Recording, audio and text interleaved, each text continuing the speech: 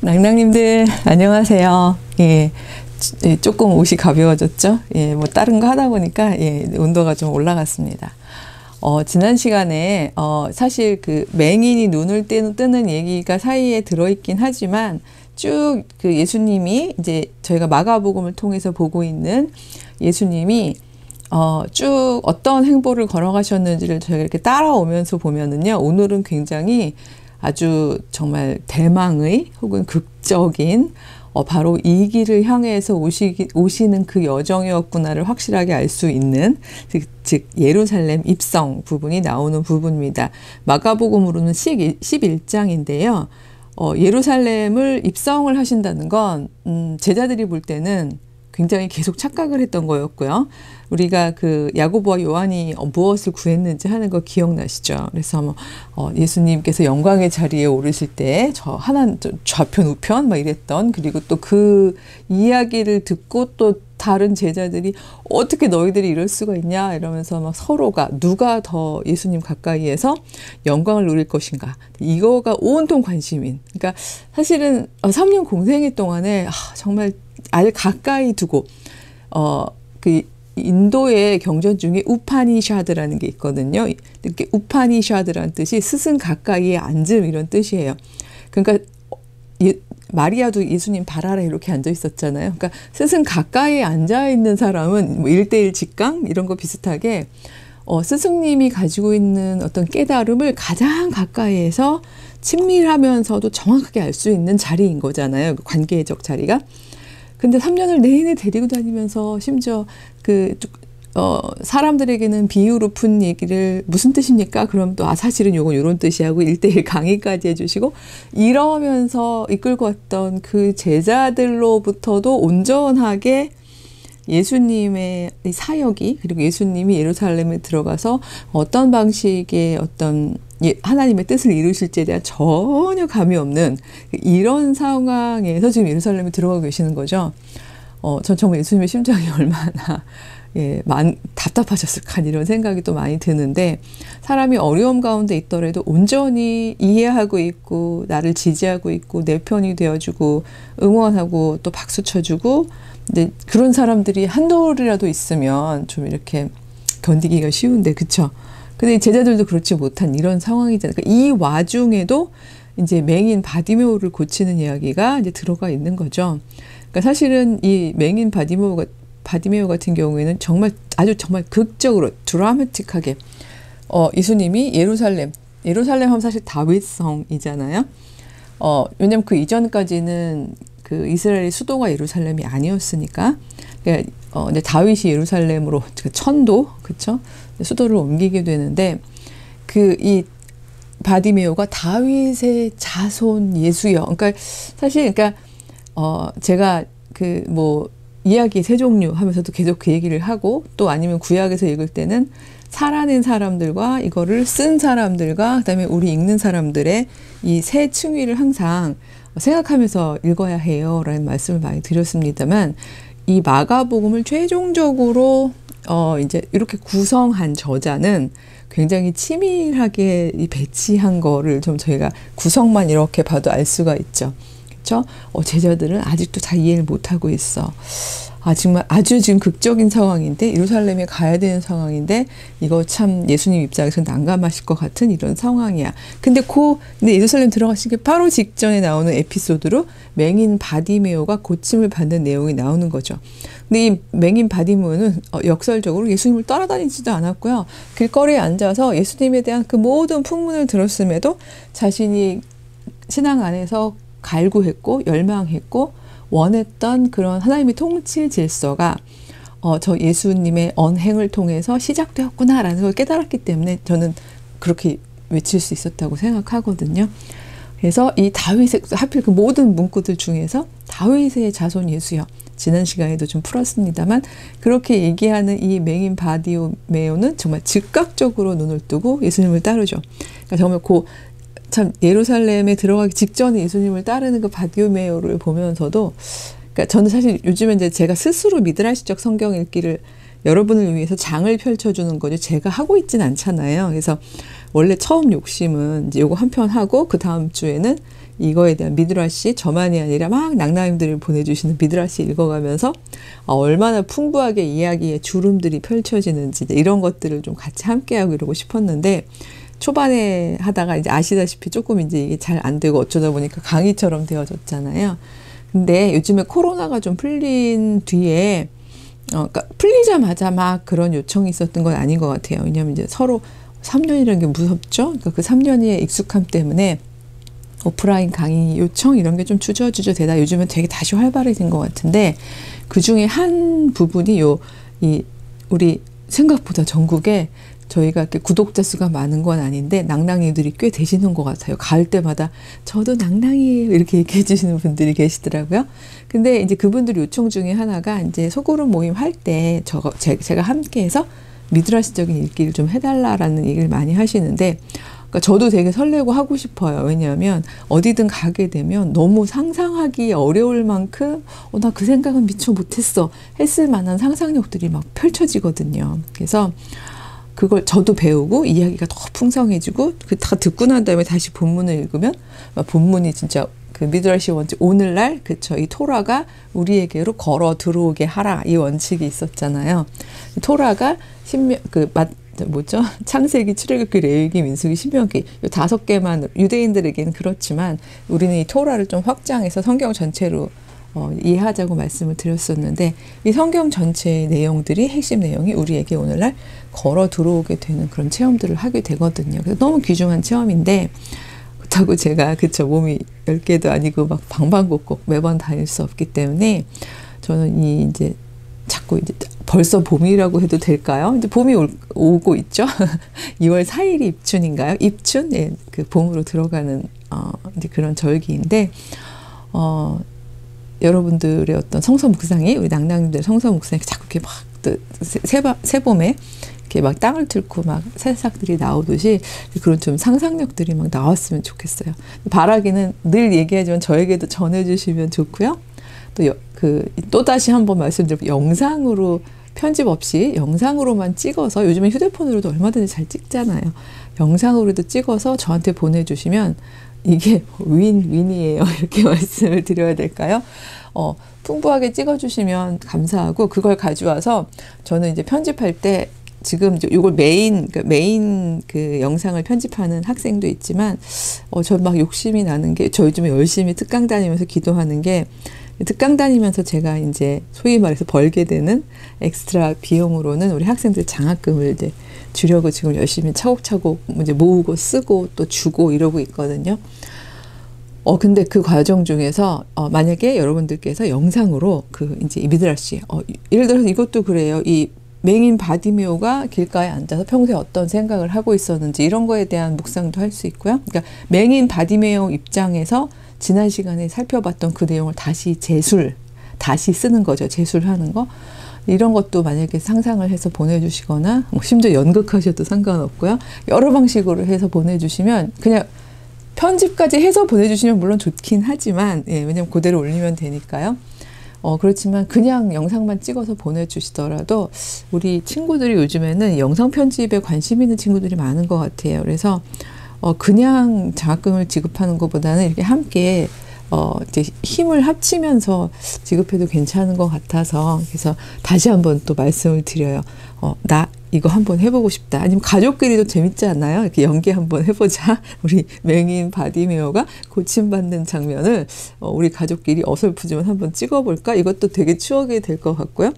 예, 그러면 요 뒤에 또 부록으로 붙고 해서 좀 이런 영상이라는 거에 대한 조금 불편함이나 두려움이나 좀 주저함 이런 게 있으실 수 있지만, 한번 만들어 보시면 추억이 되실 것 같다는 생각도 들어요. 그리고 왜 어저께도 이제 저 친정 부모님하고 얘기하다 전국 노래자랑 이야기를 했는데, 자주 보는 건 아니지만 한번 보셨다고 얘기하시는데, 어머 저 사람이 어쩜 저 노래를 안 부르고 일생을 밥만 메고 살았을까 이렇게 생각할 만한 그런 재능을 가진 분들이 있더라 이런 이야기를 하신 것처럼 신학자들만 성경 묵상하는 거 아니잖아요. 목사님들만 성서 해석하는 거 아니고요. 그래서 안전한 방법으로 저희가 늘 경을 붙잡고 나의 설을 쓰기 이런 방식으로 가고 있기 때문에 여러분들의 랠리오를 좀 풍성하게 펼쳐서 보내주셨으면 좋겠다는 생각이 들어요.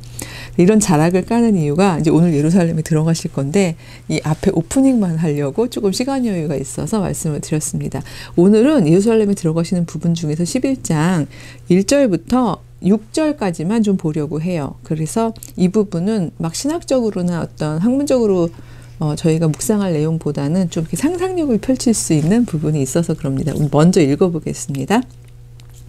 그들이 예루살렘에 가까이 와서 감남산 벳바게와 베다니에 이르렀을 때에 예수께서 제자 중 둘을 보내시며 이르시되 너희는 맞은편 마을로 가라. 그리로 들어가면 곧 아직 아무도 타보지 않은 나귀 새끼가 매여 있는 것을 보리니 풀어 끌고 오라.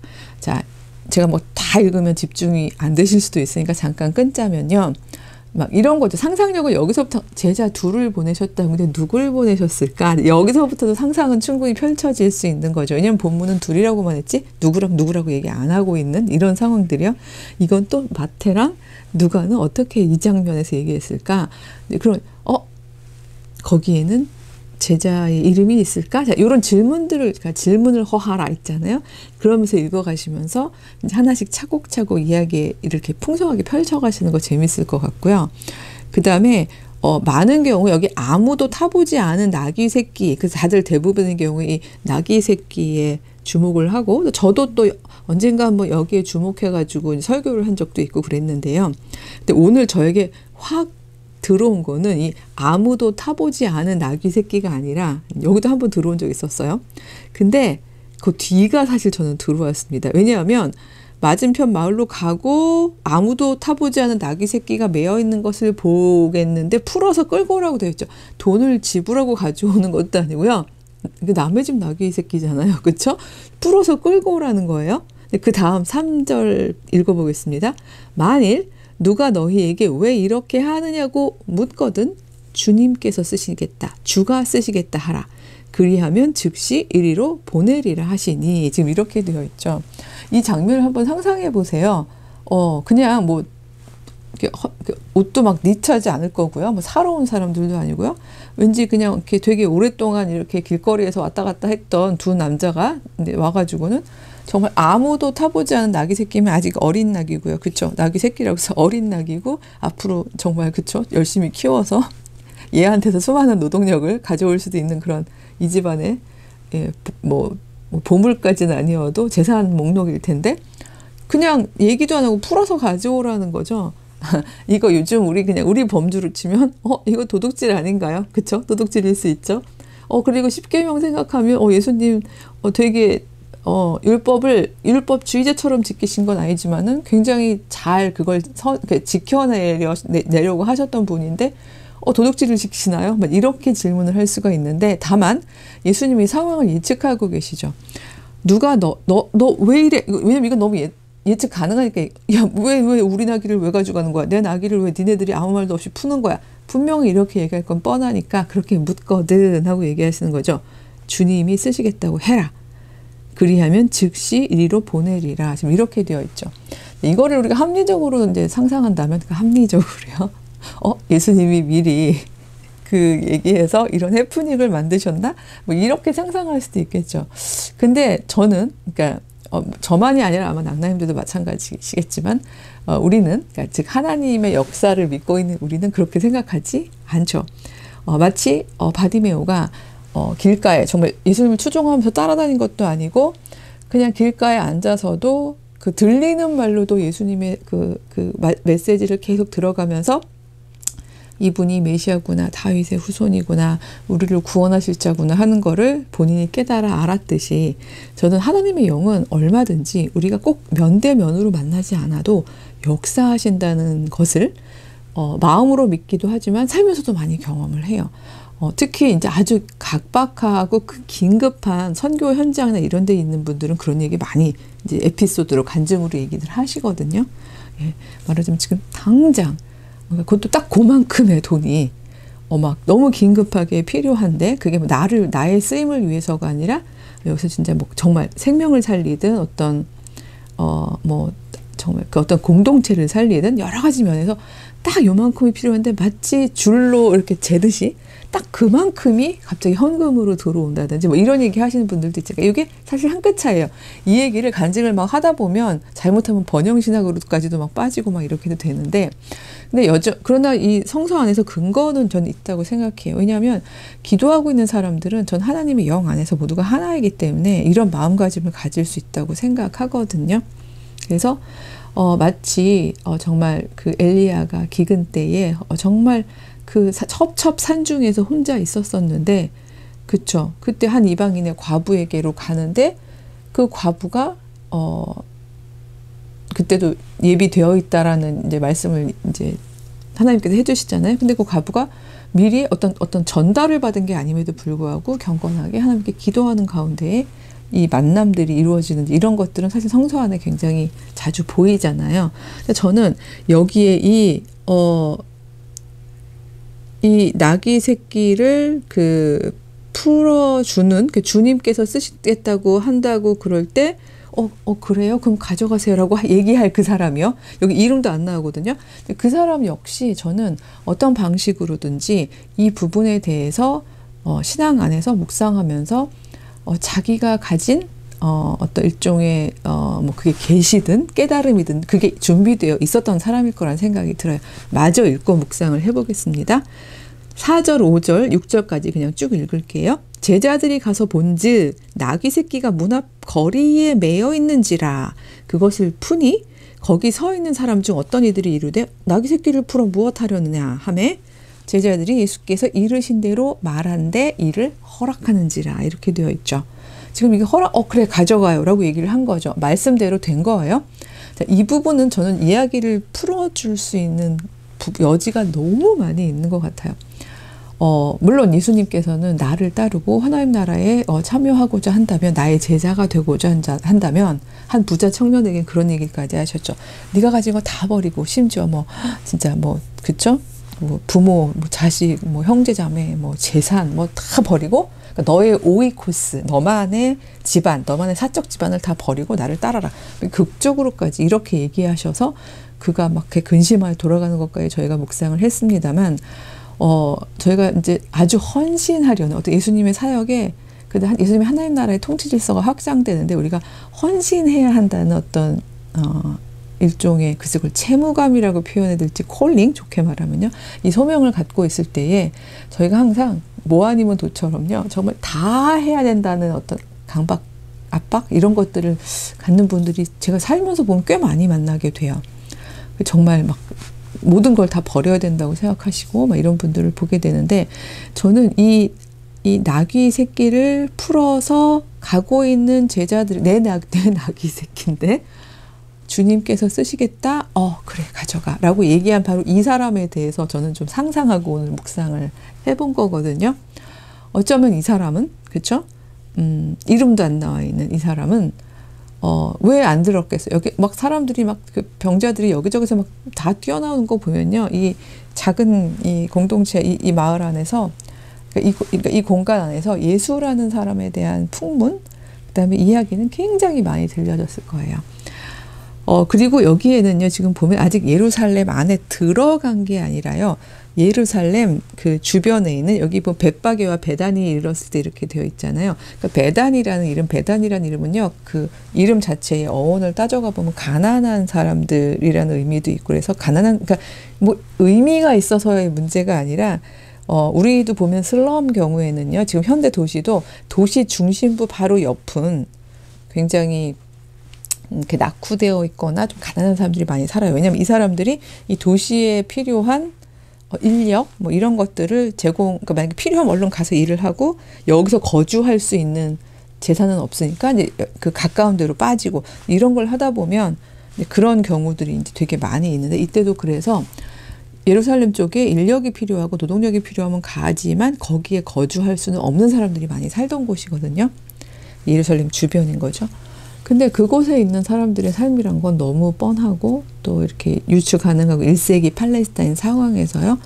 근데 뭐 나귀 새끼 정도 이렇게 메어놓여 있는 아주 막 처절한 가난은 아니지만 그쵸. 그냥 자기가 가진 이 부가 넉넉하지 않은 그리고 이게 사람이 상대적이라고 내가 계속 이 베단이나 그쵸? 여기 뭐 갯바게와 같은 그 동네에서만 살아가면 서로 그냥 비슷비슷한 사람들끼리 사는데 이 사람들이 예루살렘으로 들락날락하면서 또 보고 본 게 있잖아요.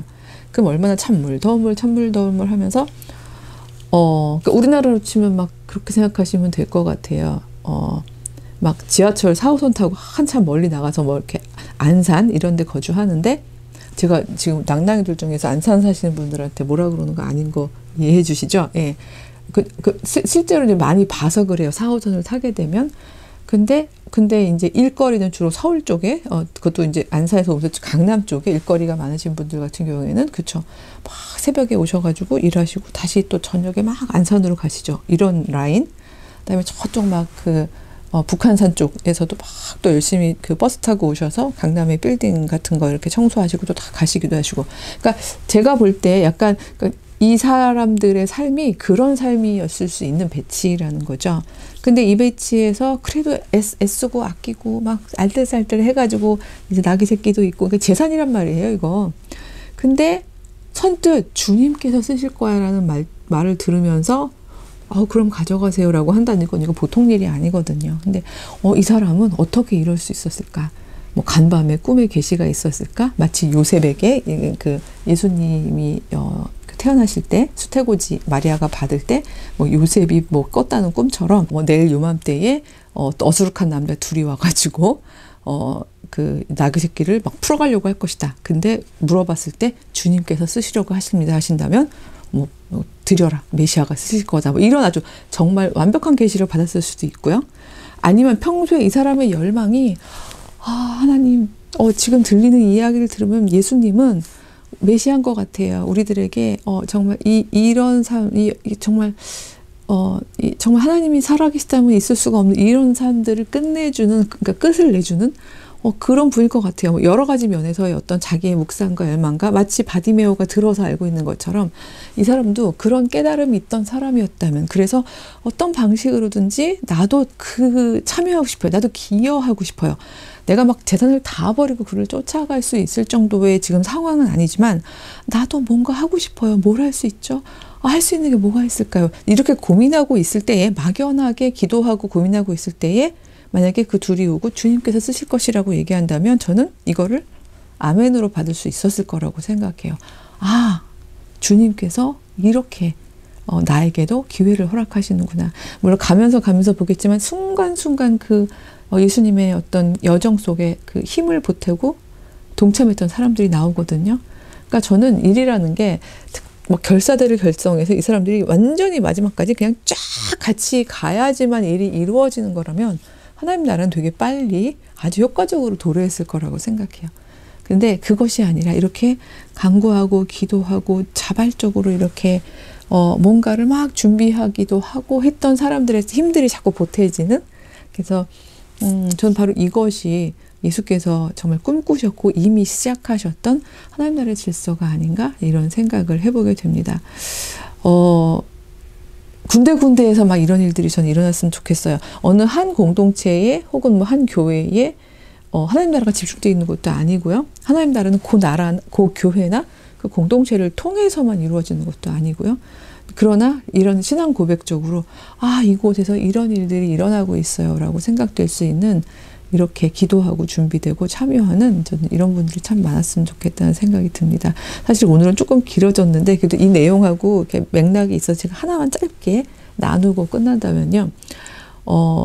그 강남대학교가 중앙신학원이라는 그러니까 말하자면 한국의 자발적인 신학 학문 공동체로 시작을 했어요.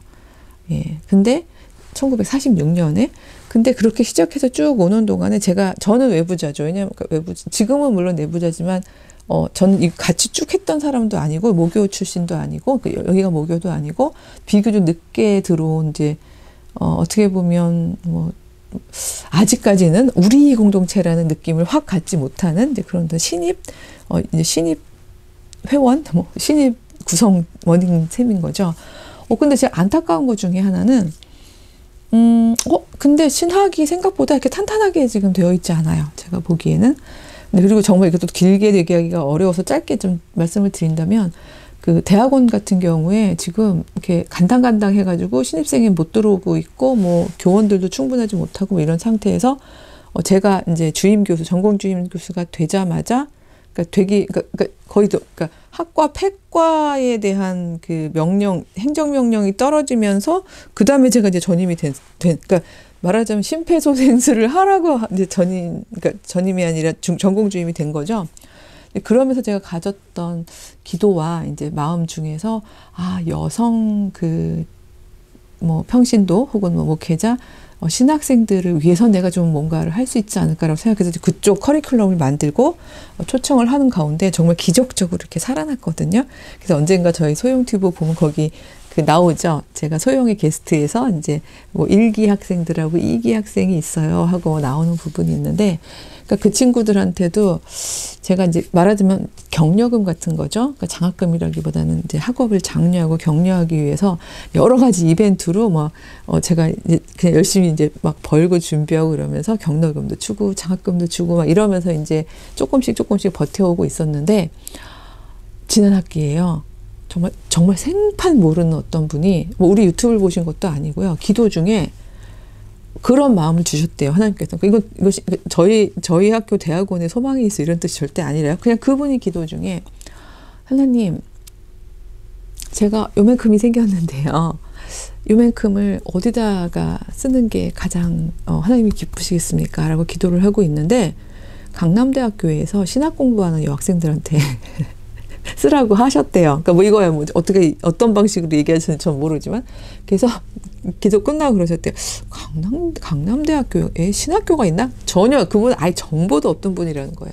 그래서 인터넷으로 쳐보고 이제 우여곡절 했는데, 너무 재밌는 건, 진짜 재밌는, 제가 지난 학기 학생들한테 이제 논문을 좀 열심히 잘 쓰라고 용기를 불어넣기 위해서 이렇게 약속한 장학금이 있었거든요. 새 학생에게 약속한 장학금이 있었는데, 어머, 딱 그렇게 제가 약속했던 거랑 딱 맞는 금액인 거예요.